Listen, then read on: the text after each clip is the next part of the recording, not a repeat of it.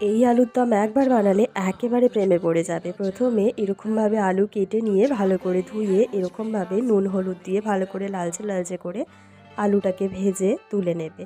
ওই তেলের মধ্যে তেজপাতা, শুকনো লঙ্কা, দারচিনি, লবঙ্গ এবং এলাচ ফোড়ন দিয়ে টমেটো পেস্ট দিয়ে ভালো করে নাড়াচাড়া করে আদা বাটা দিয়ে তার মধ্যে লঙ্কা গুঁড়ো, ধনের গুঁড়ো, হলুদ গুঁড়ো এবং জিরের গুঁড়ো দিয়ে ভালো করে নাড়াচাড়া করে চালমগজ বাটা এবং পোস্ত বাটা দিয়ে ভালো করে একটু নাড়াচাড়া করে একটু জল দিয়ে তার মধ্যে একটু নুন দিয়ে ভালো করে নাড়াচাড়া করে কষিয়ে নিয়ে ফ্যাটানো টক দই দিয়ে ভালো করে আবারও একটু কষিয়ে নিতে হবে।